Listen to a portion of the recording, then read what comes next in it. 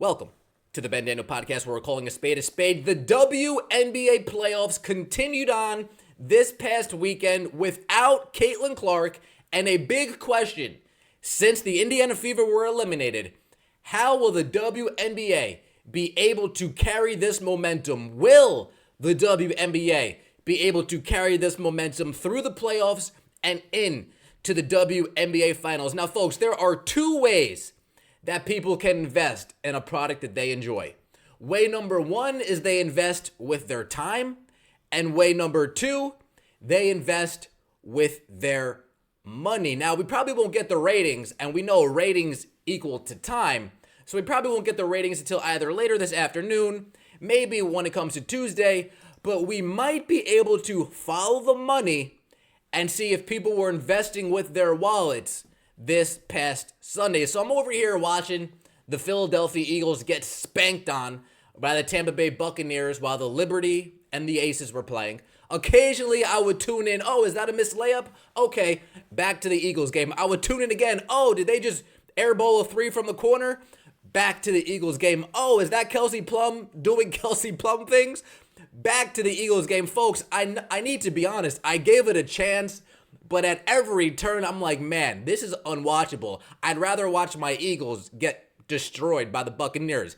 I'd rather watch Aaron Rodgers fail to hold on to a football because it's raining outside. I would rather do those things than watch the Liberty versus the Aces. But as I'm watching, I'm scrolling ESPN, trying to find some type of information that I can dive into, some type of eureka moment that I can come bring to your guys' attention. And as I'm scrolling, I think I found that eureka moment. The WNBA touts a 48% attendance jump with over 2.3 million fans attending the games. Now, last year, they averaged around 6,615 people per game. Pathetic. And this year, they're averaging 9,807 fans per game. Wait for it. Pathetic. No matter how you want to cut it, averaging 9,000 people to come watch a professional sporting event is bad, folks. Come on, especially an event from a league that everybody watches, right? Everybody watches women's basketball. Everybody watches the WNBA, but Ben, half of these teams play in entertainment centers. That's not true. But Ben, half of these teams play in high school gyms. That's closer to the truth. But folks, what really stood out to me about this was that they're hyping up this 2.3 million attendee number, right? And this number might be all fine and dandy until you open up that third eye and you realize that the Indiana Fever account for 28% of that 2.3 million number. Indiana Fever are nearly making up 1/3 of WNBA attendance. Folks, that's what happens when you don't close off the top curtain. Minnesota Lynx, New York Liberty. That's what happens when you play in a big boy gym, not a small 10,000 Las Vegas Aces, not a small time arena, LA Sparks. That's what happens. You average nearly 16,000 a game. You get over 600,000 people showing up to your arena. The Indiana Fever games account for 643,000 people. Shocking number. But then I started looking at these games from a different lens, right? I even tuned in to the Minnesota Lynx and the Connecticut Sun. I was like, oh my God, is that DeWanna Bonner bricking 13 shots? Yeah, back to Derrick Henry. Oh my God, is that Dejanay Carrington doing whatever Dejanay Carrington does? Yeah, back to Lamar Jackson. But as I'm watching the game, a game which ended, folks, the final score was 73-70, so please, let me know all the riveting stuff that I missed. Let me know all of the impressive, mind-blowing basketball that I missed. But what I noticed when I was tuning into those games, especially that Minnesota Lynx game, it looked like this. Folks, no lie right here. This is a screenshot. I'm serious. This is a live picture from the Minnesota Lynx Connecticut Sun game at the Target Center. And what I noticed, it looked pretty empty in there. And then I was like, no, there has to be another picture, right? Oh yeah. It is empty. It's so empty, they even brought in a bulldozer to make the arena seem more full than it was. And remember what the WNBA just told us. Remember what they just expected us to find interesting. 9,807 fans averaged attended these WNBA games. 9,807. I think you guys see where I'm going with this. The Sun versus the Lynx in Minnesota, in a building that can hold 20,000 people, only 8,500 people showed up. You can't make this up, folks. Only 8,506 people showed up. Less than the regular season average came and viewed a postseason game. Folks, that's nasty, nasty work. And if you look at the bottom of your screen here, you see the Minnesota Lynx highlighted. The Minnesota Lynx themselves averaged around 9,200 people in their home games. Folks, the Minnesota Lynx averaged more in their regular season games than they did last night against the Connecticut Sun. But everybody watch. Stop it. WNBA, is this an impressive number? Because this doesn't look like a 48% increase. This looks like a 12% decline. But folks, last time a certain somebody played in the Target Center, 19,000 people showed up. And in case you guys don't remember, that's the certain somebody I'm talking about. Her name is Caitlin Clark, a.k.a. Caitlin Clark Kent, a.k.a. you know who, she who must not be named. Caitlin Clark, last time she was in Minnesota, 19,023 people, the largest regular season Lynx crowd in franchise history. Now, I know a lot of people are going to say, but Ben, that was Maya Moore's jersey retirement. Yeah, that's the point. They know that nobody's going to show up unless Caitlin Clark comes in here. So, hey, Maya Moore, wait. We'll wait for Caitlin to come back, and then you'll get the full crowd heaping praise upon you. Because if we don't get Caitlin Clark, then the arena's going to look a little bit like this. Arena's going to look a little bit like this. And only 8,506 people are going to show up. Folks, that is embarrassing. That means even with the top curtain, there are still thousands, I repeat that, thousands of empty seats in the Target Center. You guys can't do better in a postseason game. But Ben, they were playing the Connecticut Sun. I don't care. The Indiana Fever can play a high school team and that game bridge is going to sell out. The Indiana Fever can play a local rec team and that game bridge is going to sell out. And if it doesn't sell out, don't you worry. It'll get at least 16,000, right? It'll get at least 16,000. Oh, the home games are averaging 17,000. Excuse me. The home games are averaging 17,000. Excuse me. But the Minnesota, cut it out, folks. Cut it out. So then I said, you know what? What about the Liberty game? What about the Las Vegas Aces Liberty game? This game, another barn burner. 87-77. Oh my goodness. Like I said, I tuned in, air ball from the corner. I tuned in, bricked layup. I tuned in, there's 3 bodies on the floor, and somebody throws up a flail layup attempt. It's a foul call. Okay, back to the Eagles game I go. Back to the Eagles game. I guess the MVP just couldn't pull it off. It is what it is, right, folks? But they got a little bit more of a respectable audience, right? 14,015 people showed up to the Barclays Center. That's a respectable number, right? That's respectable. And then you think to yourselves, okay, so the Liberty average around 12,730 during their regular season games. And then they get, then they get 14,015 people. So around 1,300 additional people showed up to watch the Aces versus the Liberty. That in of itself isn't a good look, right? If this was an NBA team, that's not a good look. But again, we need to grade them on a curve, right? We need to act blind, right? But I'm not going to trash that too much.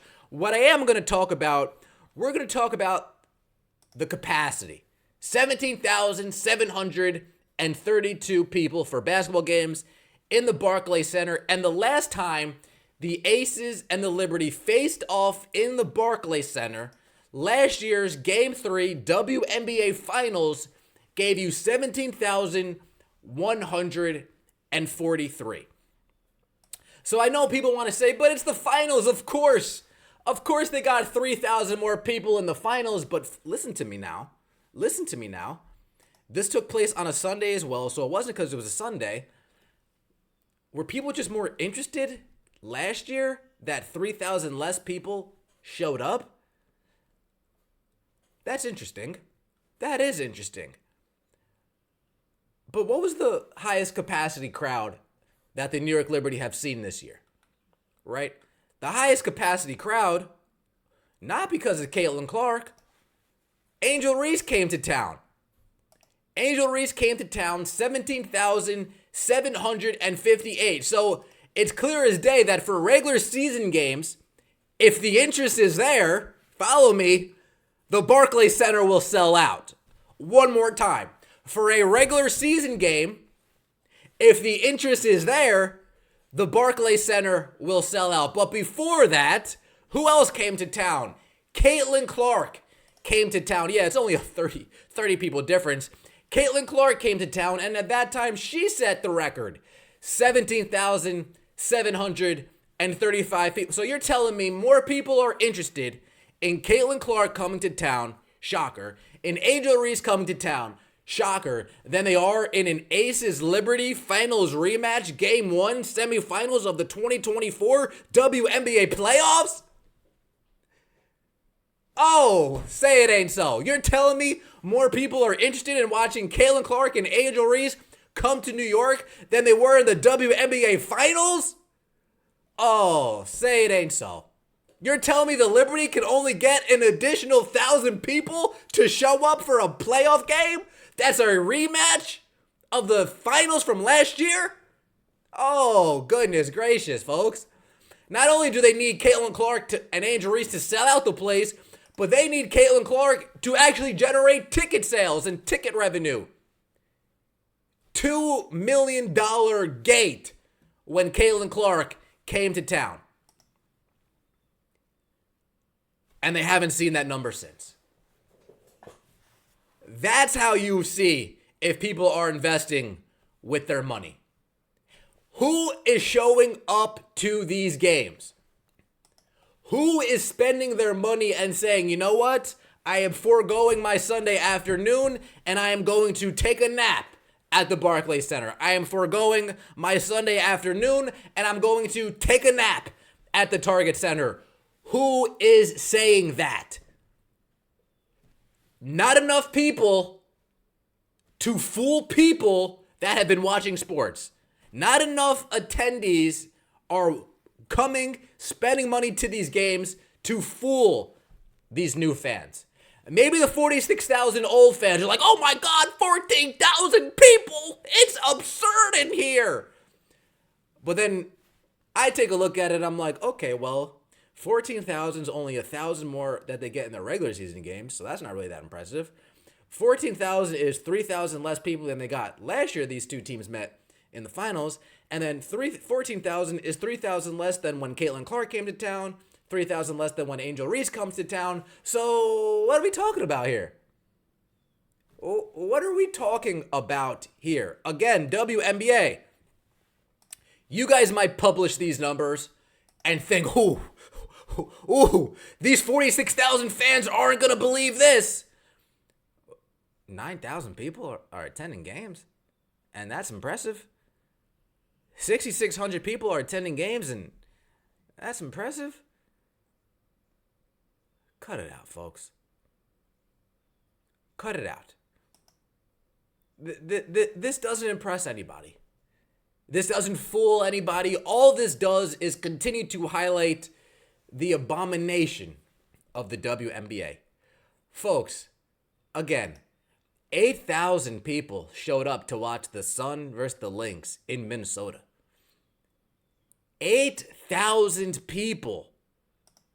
Now, I was joking about this being an actual screenshot, but seriously, this might as well be what we saw inside the arena. That's empty. If the arena can hold 20,000 and you guys are not even filling it halfway to capacity, it's empty. For every seat, there's an empty seat next to you. It's empty. This can't sustain a league. But it can sustain a league if Adam Silver and the NBA continue to fork over the dough. An arena that can hold 17,732 and only 14,000 people are showing up for the playoffs? That's not good. I hate to break it to you. That's not good. But I'll let everybody have their moment. I'll let everybody think. Let me fix my stash. Everybody think that these numbers are impressive. Oh my God, the WNBA saw a 48% increase with 2.3 million fans attending the games. And I'll just let all the sane people come to the realization that 28% of those people are Fever fans. 28% of those people are Fever fans traveling.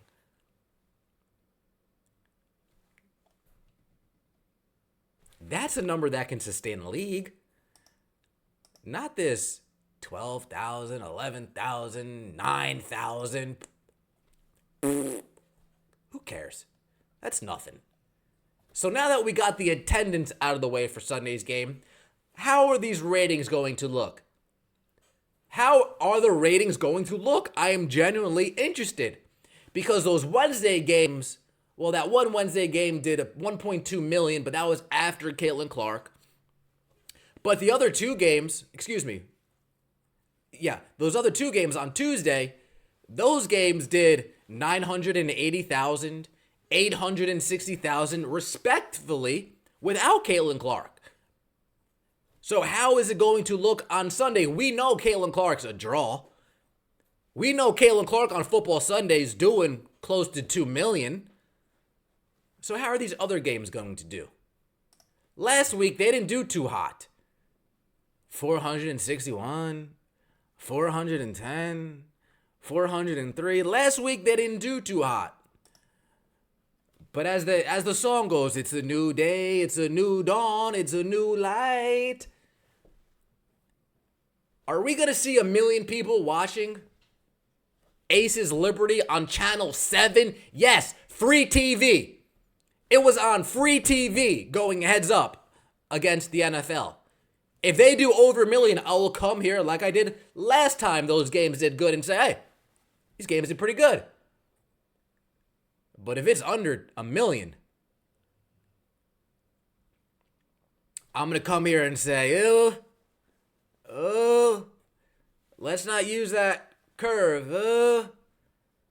Let me know what you think in the comment section below. I appreciate all the support. Don't forget to like, subscribe, comment in the comment section below. I know I never ask for a like or a subscribe. I don't know what's gotten over me today. But folks, I might be getting a little shape up tomorrow.